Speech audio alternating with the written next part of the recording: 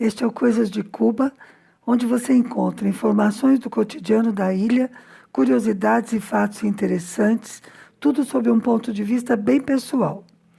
Os cubanos vistos por esta brasileira. O responsável pela edição é o Fernando Carvalho e eu sou Márcia Chueri. Bom, se você acompanhou as notícias da ilha desta semana passada, já sabe que não houve marcha contra a revolucionária no dia 15 e que o Júnior, que estava encabeçando a convocação, foi fazer turismo na Espanha. Ele viajou na quarta-feira, dia 17.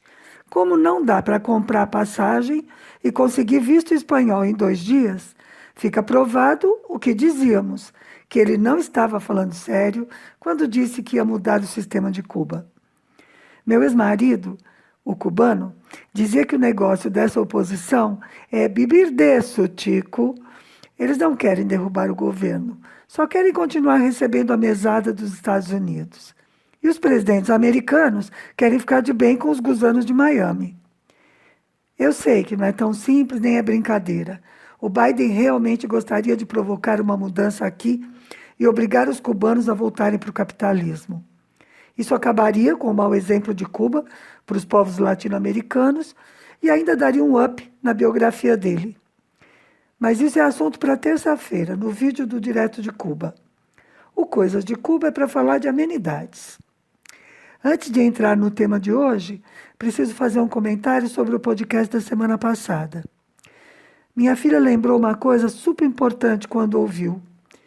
Mesmo com tanto piropo, Cuba é o país mais seguro da América para ser mulher, em qualquer idade. Meninas, jovens, adultas, idosas. Interessante, né? Mostra que não é aí que está o perigo para as mulheres. Mas o tema de hoje é a estética cubana. Não, eu não vou falar de arte, eu não entendo nada disso. O assunto é a estética do dia a dia, do povo. Lembrando, desde já, que estética é cultural. Não tem certo e errado. O que tem é o meu olhar de mulher branca, paulista, de meia idade, sobre o visual das pessoas daqui. O modo de vestir dos cubanos, e especialmente das cubanas, sempre chamou minha atenção. Claro que a gente tem de considerar, antes de tudo, que nem sempre se pode escolher o que vestir num país bloqueado. A gente compra o que encontra. Aqui tem algumas lojas de marcas, mas costumam ser muito caras para a maioria da população, inclusive para mim. Como nos outros países, aliás. Para o povo mesmo, a fonte mais comum é a roupa do Panamá e de outros países também, trazida por sacoleiros. Ultimamente tem chegado muita coisa da Rússia. Essas roupas podem ser novas ou recicladas. São muito encontradas em vendas de garagem, tipo um brechó. Mas também são vendidas diretamente, por exemplo, em local de trabalho. A pessoa trabalha ali e leva para vender. Quase sempre ela é intermediária do sacoleiro que foi buscar. Também tem um tipo de mercado estatal que tem vários produtos, inclusive roupas, mas com pouca variedade e quantidade. O que tem aqui perto da minha casa chama-se Tem 100, e eu não entendia de onde tinha saído esse nome, até que descobri que era uma rede antiga, anterior à Revolução, chamada Tem 100, 10 centavos. Tem feiras em vários pontos da cidade, em que pequenos comerciantes vendem muitas coisas, inclusive roupas. Sapato, pilha, enfeites de cabelo, muita coisa. Coisas de casa também, e em barracas, né? Normalmente em lugares fechados, não é como as feiras do Brasil na rua. Tem lojas de produtos para turistas, claro, que também vendem roupas, mas os preços também são de turista, percebe? Não dá para encarar. Uma ressalva. Essa dificuldade toda não se aplica aos uniformes escolares. Por exemplo, no caso da Bárbara, da minha filha que vive aqui, aconteceu o seguinte. Como ela não estava no sistema da educação, no ano letivo anterior à nossa chegada, né? Porque nós chegamos em 2019. Então não havia previsão de uniforme para ela na distribuição normal. Não estava no sistema. 3 semanas depois que começaram as aulas, eles nos avisaram por telefone que nós podíamos ir buscar os uniformes numa loja específica, que não era do nosso município, porque era uma loja só para os casos excepcionais. Nós compramos 2 saias e 2 blusas, são feitos de tecidos de boa qualidade e tem uma confecção bastante razoável. E tudo isso saiu pelo equivalente a 50 centavos de dólar, em pesos cubanos, claro. Aqui tem também um lugar parecido com as feiras do Brasil, essas onde se encontra de tudo, não a feira de produtos agrícolas. Como a do Brás, a da Madrugada do Brás, em São Paulo, ou a da Torre de TV em Brasília, e o Saara no Rio.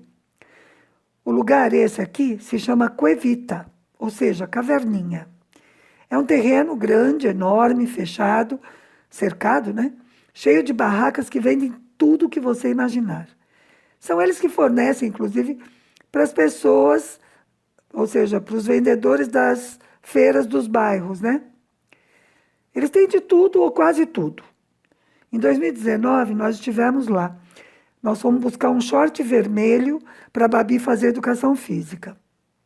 Acontece o seguinte, aqui não tem uniforme para educação física. Por isso eles não dão, também não vendem. Mas a escola em que ela estuda definiu que seria short vermelho e camiseta toda branca. A escola tem essa autonomia. Bom, vocês não podem imaginar o trabalho que deu conseguir essas 2 peças de roupa. Pois uma das nossas tentativas, então, foi justamente a Cuevita. Chegar lá já foi uma saga. Tomamos um ônibus até tranquilo. Depois de uns 30 minutos, descemos para tomar outro, que esse sim nos levaria até a Cuevita. Felizmente foi antes da pandemia, tá? Porque não dava nem para enxergar o chão do ônibus. Lotadaço. Chegando lá, desceu quase todo mundo, né? Claro.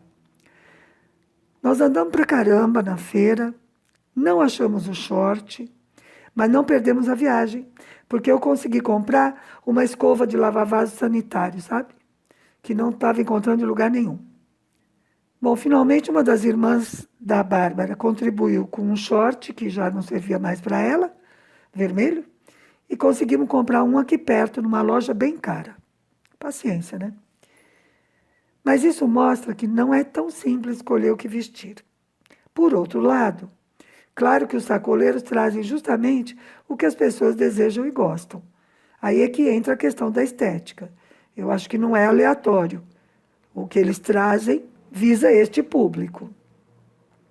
Antes, eu vou avisar que eu não sou muito boa nem para escolher as minhas próprias roupas, tá? Por isso eu acabo preferindo sempre peças mais básicas, para não errar muito. Então, por favor, dê um desconto aos meus comentários.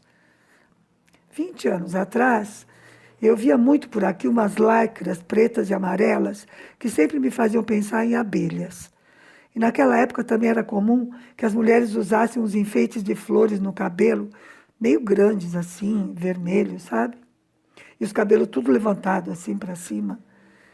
Bom, eu vou contar como eu vejo que as mulheres se vestem agora, mas com uma ressalva. Não são todas, nem poderia ser. Muitas resistem a essa moda mais espalhafatosa, principalmente as mais velhas. E também, assim, as que se consideram de classe média, mas é uma minoria, tá? Digamos assim que o estilo que eu vou descrever é uma tendência. As calças de lycra, que aqui chamam licra, continuam sendo muito usadas. Às vezes são bem coloridas, às vezes um pouco transparentes. E quase sempre com uma blusinha curta ou um top, assim, fica bem chamativo. Nas saias e vestidos, o mais comum é que sejam bem curtos. Muitas vezes com meia comprida rendada ou arrastão, que eu espero que você saiba o que é. Até alguns locais de trabalho têm uniformes assim. Uma mini saia preta, por exemplo. Hoje eu fui numa clínica dentária que atende a estrangeiros. E elas têm um uniforme assim. Uma mini saia preta. Não as dentistas, né, gente? As atendentes. E a meia rendada. A combinação de cores pode ser qualquer uma, mas às vezes até dá certo. Por exemplo, outro dia na fila para comprar pão, eu vi uma mulher que me chamou a atenção porque ela estava com uma blusa com umas transparências, assim, umas rendinhas e uma saia estampada. Estava meio fora de lugar, mas as cores estavam tão combinadinhas que eu achei que o conjunto ficou bonito. Eu até fiquei olhando para ela assim. Outra coisa que a gente vê muito por aqui é uma saia bem curta e por baixo uma bermuda justa, rendada, que parece lingerie. Eu não conhecia isso no Brasil. Deve existir, mas eu não conhecia. E às vezes, além da bermuda, tem também uma meia comprida. Ah, também é comum ver mulheres na rua vestindo camisola ou pijamas curtos, como se fossem roupas comuns e não de dormir. É verdade que isso de ser roupa para sair ou para dormir é uma convenção, né? Mas para mim fica bem engraçado. Mas o mais legal é que essas roupas justas, curtas, decotadas, coloridas, são usadas por qualquer mulher, ou seja, de qualquer idade e peso. O que eu estou tentando dizer é que aqui gostam de roupas sensuais para as mulheres e que não há padrões rígidos de beleza. Minha teoria é que, como não há propaganda, nem na televisão, nem nos jornais e revistas, não há uma imposição de padrões estéticos.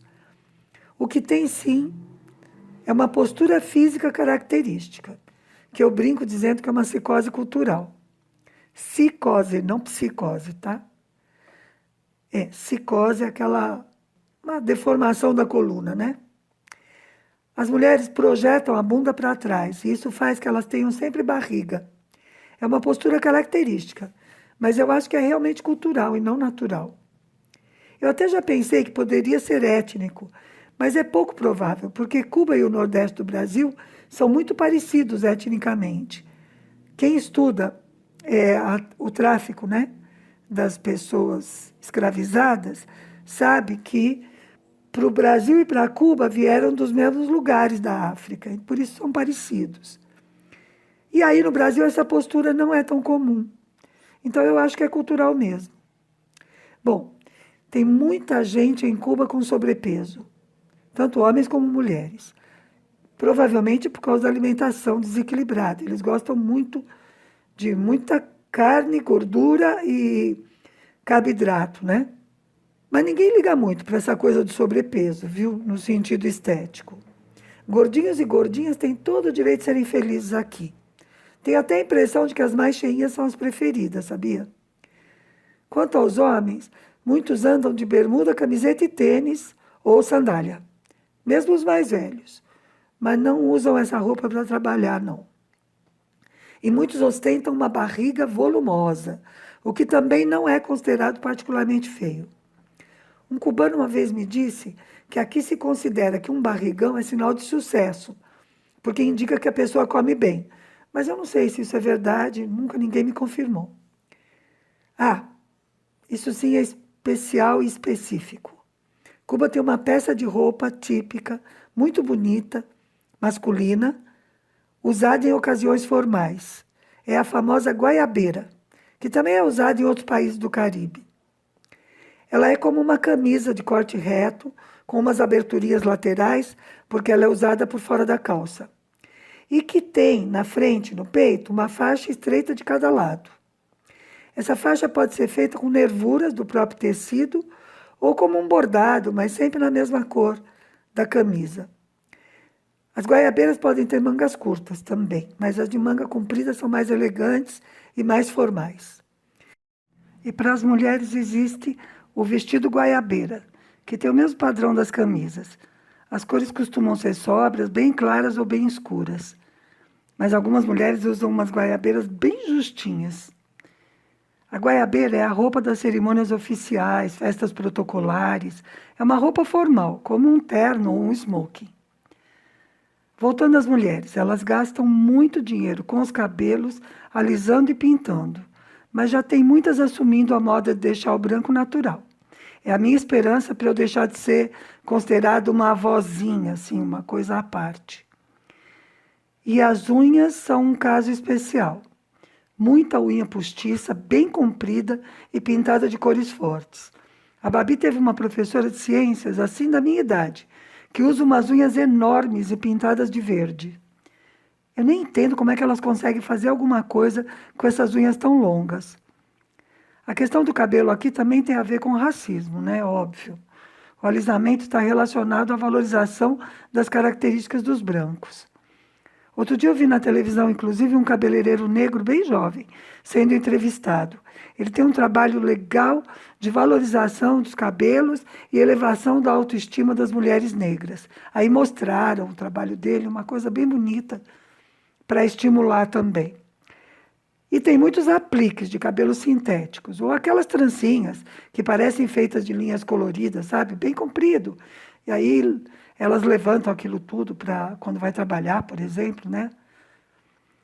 E os cabelos podem ser presos, é importante, das mais diversas maneiras. Tanto pode estar com umas presilhas enormes, assim aquelas piranhas, ou um rabo de cavalo, o rabo de cavalo mais uma faixa, tudo isso junto.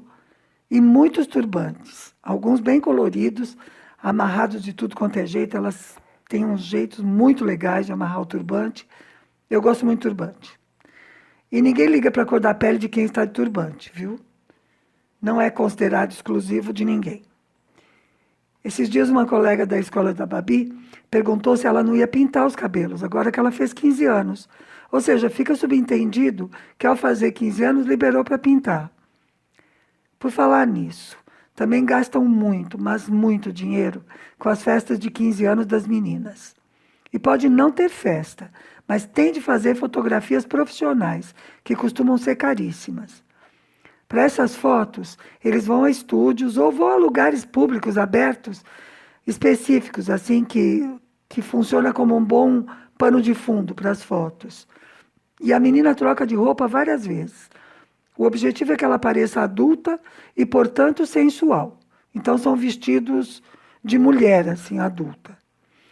Eu conheço pais que se endividaram por mais de um ano para pagar essas tais fotos. Parece ser o resultado da evolução das festas de debutantes, aquelas antigas. Parece que no Brasil voltou a ser moda, né? Mas aqui nunca deixou de ser. Se eu não gostava no Brasil dessas festas, imagina em Cuba. Para mim, isso aqui na ilha é um completo nonsense.